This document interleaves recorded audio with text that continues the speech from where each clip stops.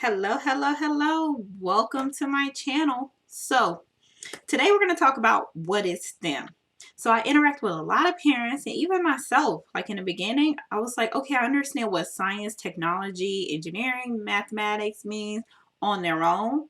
But knowing exactly what STEM is, I had to do some research also. So, what is STEM? STEM is the acronym based off of the approach of learning. It's not necessarily science itself or technology itself, it's how learning is approached. Especially when it comes to kids, you want to foster an environment that encourages innovation, problem solving, and critical thinking. That is what STEM is. It takes the basic style or the traditional style of learning, classroom learning, and elevates it so it really challenges the child, removes the adult, removes the instruction piece of it, and really opens up the world to creative thinking and problem solving. So that is what we should kind of strive for in our learning journey with our children, is to fostering that problem solving. Give them a problem, take a step back, and watch them solve it. The value of STEM is that we're creating, or we are molding and growing our children to be those future leaders and to really evolve the world from what it is now. And we already see the great things that are coming out of our innovators and our entrepreneurs and our researchers in today's world, good or bad. Just imagine the next generation coming up and applying the skills that were taught in elementary to adulthood, or at least to impactful age as teenagers or adults, and really changing the world and having an impact on in the world and on you and our lives, right? So STEM careers are very much in high demand. The United States is basically kind of towards the back of the race when it comes to STEM and promoting STEM and prioritizing STEM learning in our children's education. So we should not rely on the school systems to teach our kids STEM. That is such a specialized way of teaching, and it has to be an environment that fosters that type of learning.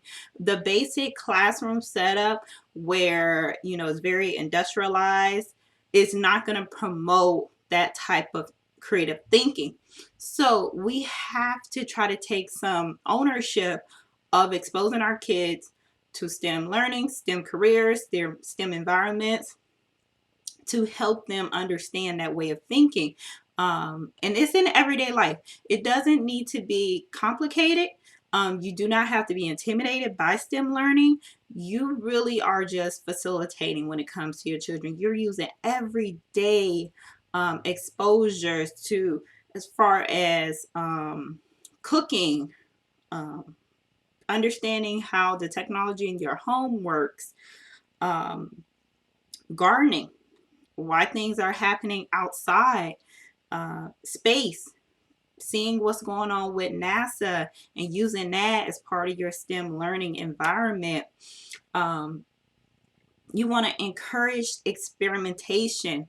You want to, back in the day, you give a child a set of blocks and you're really just kind of watching what they build with it. Well, STEM learning takes that type of creativity and that type of kind of flexibility, but kind of guides it on some type of path. We know the beginning, we're going to initiate the problem.